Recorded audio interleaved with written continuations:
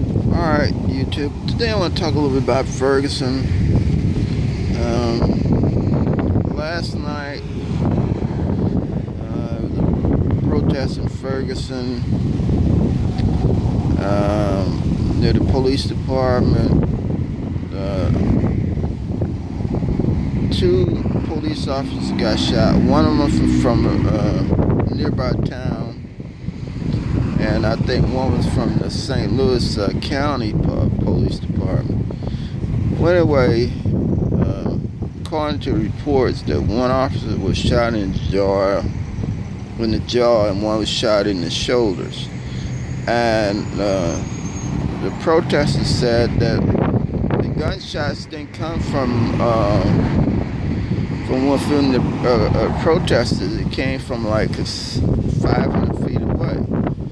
So, I guess, whatever. Anyway, they are looking for the guys done the shooting. They got some leads, according to the But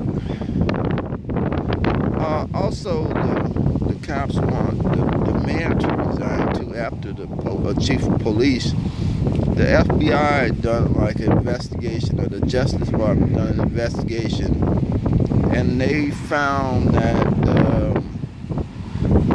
that what was going on is what's going on in a lot of cities and all over the country, is that the cities, because we're not industrialized now like we was, say, 30 or 40 years ago.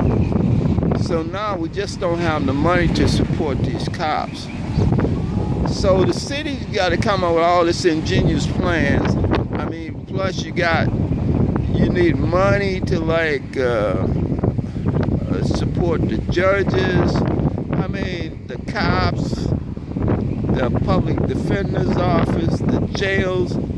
I mean, there's tons of money you have to have. The city have to have, the county have to have, the state have to operate these entities. And the taxpayers, I mean, the country went bankrupt a couple years ago. I mean, with the banks and the stock market almost crashed. So we got tons of problems economically, but we just don't have the money to support the cops now. So the cops need their jobs, they got families to support and stuff like that. So what did they do? So you go out and you arrest some people. I mean, before you had where you could get money from like making a drug bust or something like that, but now the Justice Department, they trying to curtail that because they finding out that they was only arresting the black guys, They're going after the black guys. So what are they going to do now? According to the investigation from the Justice Department, they found out that doing all this, I guess, random searches and all this, they was only going after the black guys, and I think Holder he investigated it, but they knew that all along. But here's the situation: it's like anytime a crime is committed, especially a crime committed by a black person, it's gonna be blown out of proportion.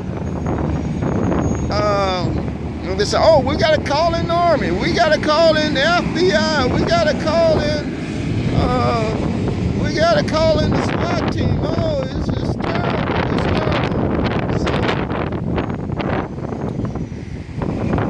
So the community, the people usually, probably black people, the rich black people, they say, "Oh, I got businesses here in this town.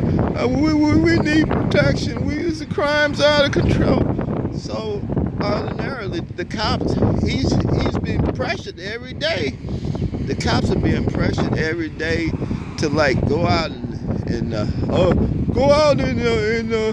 try to stop some of this crime, And generally, the thinking is like, oh yeah, it's the blacks that are doing it, you know. And the black people are really the only one they can like grab up, because usually the blacks, they're not gonna say anything, you know. Nobody's supporting them. So that's what generally happens, and sometimes it just get out of control. I mean, you know, like anytime you have a confrontation like that, it could go either way. You know, you got two angry people, you know, that's meet up together. You're not having two geniuses to meet up together. You have just two randomly working class, hard-working people just meet up together, and generally, I mean, something's gonna happen, you know.